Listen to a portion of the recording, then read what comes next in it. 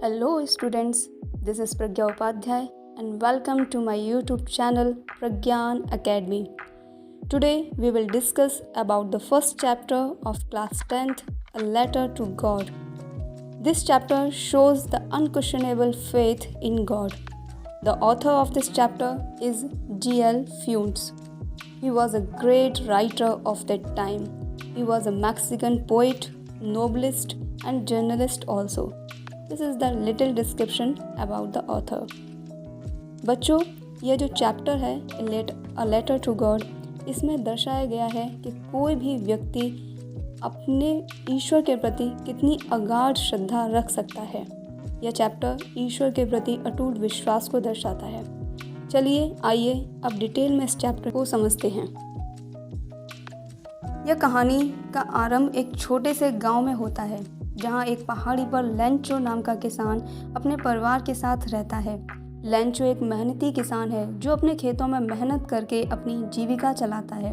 उसका घर एक ऊंची पहाड़ी पर स्थित है, जहां से उसके खेत साफ साफ दिखाई देते हैं। उसकी फसलें अच्छी हो रही हैं और उसे उम्मीद थी कि इस साल उसकी फसल बहुत अच्छी होगी, जिसमें उसे और उसके परिवार को आर्थिक समस्याओं का सामना नहीं करना पड़ेगा।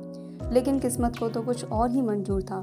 एक दिन आसमान में घने बादल छा जाते हैं और तेज बारिश शुरू हो जाती है।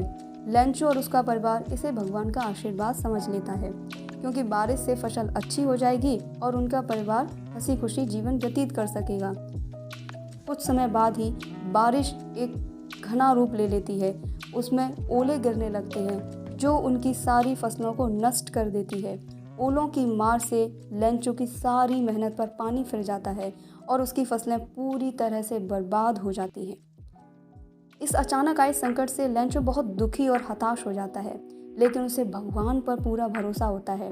वह सोचता है कि भगवान उसकी मदद अवश्य करेंगे। लेंचो को एक उपाय सोचता है।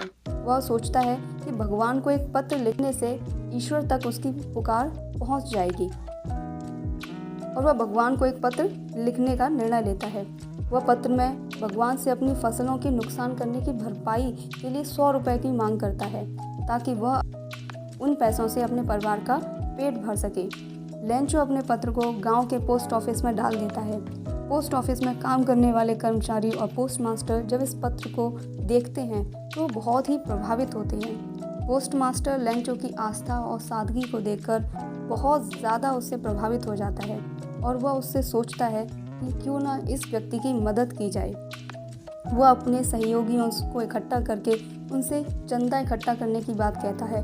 सभी लोग इस बात के लिए सहमत हो जाते हैं और एक एक करके सभी से जो चंदा इकट्ठा होता है वह कुल 70 पैसों में इकट्ठा होता है, जो कि वह एक लिफाफे में डालकर लेंचो को भेज देते हैं और उस पर भगवान के नाम के हस्ताक्षर कर देते हैं। जब लेंचो को यह पत्र मिलता है तो वह बहुत खुश होता है और उसे विश्वास हो जाता है कि भगवान ने उसकी प्रार्थना सुन ली है।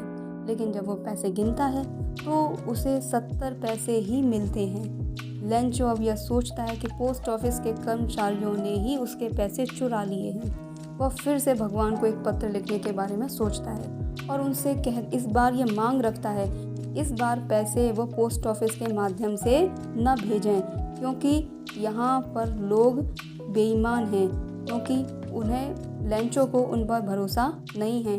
वो लोग उसके पैसे चुरा लेंगे। तो बच्चों, ये जो कहानी है वो दिखाती है कि हमें लेंचो को कितना विश्वास है ईश्वर के ऊपर।